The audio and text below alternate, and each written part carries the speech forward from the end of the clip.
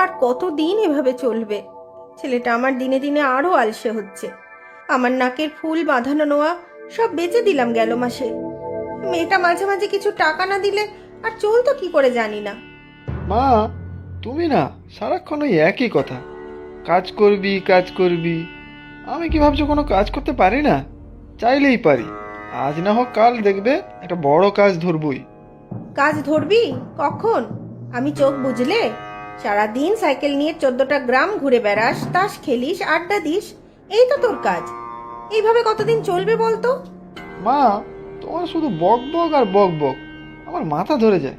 ভালো লাগে না, এই বাড়িতে এখন থাকাই দায়। ওইটাই তো, কাজের কথা শুনলে তোর মাথা ধরে। এমন মাথা দিয়ে আর কি করবি? মাঝখান থেকে আমার জীবনটাই খেটে খেটে শেষ হয়ে যাবে।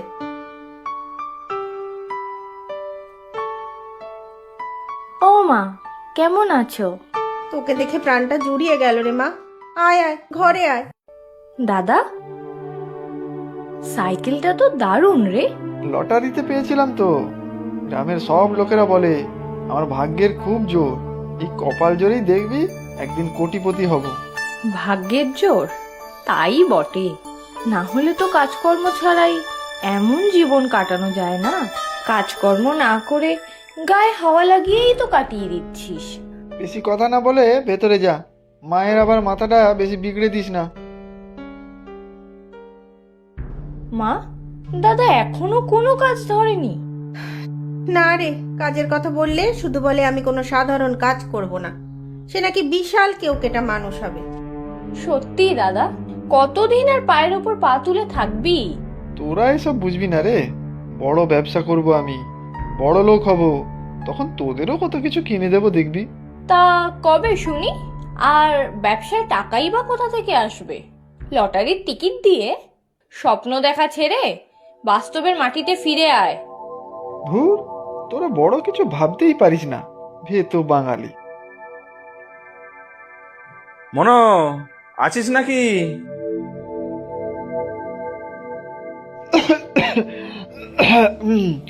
এই তো কাকা, শরীর এত খারাপ হয়েছে কি বলবো, একদম ঘর ছেড়ে বেরোতে পারছি না।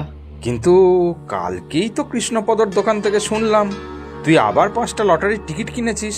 কাকা, রিস্ক না নিলে রিওয়ার্ড আসে না। দেখবে একদিন বিশাল বড়লোক হব আমি। রিস্ক নিচ্ছিস তুই, টাকা কামাচ্ছে লটারি বিক্রেতা। সে যাকগে, আমার টাকাটা কবে মেটাবি বল? আর কটা দিন, কালকের টিকিটে কিছু পাবোই পাবো, তখন ঠিক টাকাটা শোধ করে দেবো, কিছু বেশিও দিয়ে দেবো। দেখো বৌদি, দাদার কথা ভেবে আর তোমার জন্য তোমার ছেলেকে এতদিন ধরে আমি সময় দিয়ে চলেছি, কিন্তু আগামী সপ্তাহের মধ্যে যদি আমার টাকা আমি ফেরত না পাই, তাহলে মনোর ওই শখের সাইকেলটা আমি নিয়ে যাব, এই বলে রাখলাম। ছি ছি ছি, তোর জন্য কত অপমান সহ্য করতে হবে বলতো? তুই টাকা ধার করে শুধু লটারির পিছনে ওড়াচ্ছিস? মা, তুমি কি দাদাকে একটু কড়া শাসন করতে পারো না? তোমার আশকারা পেয়েই আজ ওর এই অবস্থা। তুই তো জানিস, তোদের বাবা মারা যাওয়ার পর থেকে তোর দাদাকে আঁকড়েই আমি বেঁচে আছি। ভাবলাম বাপ মরা ছেলে, আমি ছাড়া আর কেই বা আছে। ও সুখের জন্য দিন রাত খেটে যাচ্ছি আমি। না, আর পারবো না, আমি মনে হচ্ছে আমি হেরেই গেলাম। দাদা, আজ এত সকালে কোথায় যাচ্ছিস? ওই একটু পাশের গ্রামে মাছ ধরার পরিকল্পনা আছে আজ আমার বন্ধুদের। দাদা, তুই কি মানুষ হতে চাস না? সারা জীবন কি এইভাবেই চলবে? মায়েরও তো বয়স হচ্ছে। কেন, আমি মানুষ না নাকি? মানুষ মানে দায়িত্ববান মানুষ। মা তোর জন্য কত কষ্ট করে, আর তুই দেখ কি প্রতিদান দিচ্ছিস মাকে। মা তো আমারই, তা আমার মা আমার জন্য কষ্ট করবে না তো কার জন্য করবে? সেটা তো মায়ের কর্তব্য। তুই এত স্বার্থপর? স্বার্থপরতা কি দেখলি? আজ বাদে কাল যখন কোটি কোটি টাকা লটারিতে ঢুকবে, তখন মাকে রাজমাতার মতো রাখবো, আর তোকেও দেখবি একটা বড় বাড়ি করে দেবো, একটা গাড়িও কিনে দেবো। তখন বুঝবি আমার এলেম কত। লটারির ফল আজ আসবে, তুই নাকি 3টা টিকিট কিনেছিস? হ্যাঁ, আমি কিনবো মাত্র 3টে, আমি 6টার নিচে কিনিই না। এবার দেখ না, টাকাই টাকা হবে আমার। 6টা? এত টাকা কোথা থেকে পেলি? সে জোগাড় করেছি কোনোভাবে, এদিক ওদিক করে। তবে টাকাটা একবার পেয়ে গেলেই আর চিন্তা নেই।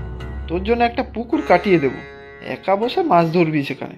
তুই বুঝবি কবে রে মনো, ভাগ্য ভরসা করে কেউ বড়লোক হয় না। কোটিতে একজনা হয়তো, পরিশ্রম করতে হয়।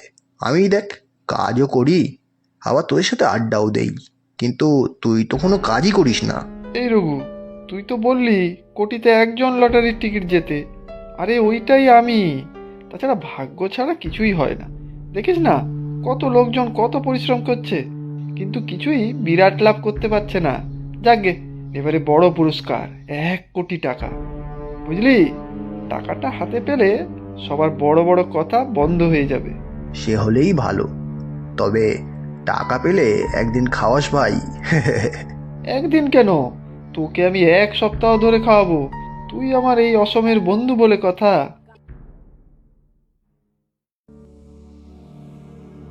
কিরে দাদা, আজ তোর লটারির রেজাল্ট কি হলো? ক কোটি টাকা জিতলি? ব্যাগ ভরে টাকা আনতে হবে তো। কি হলো বল?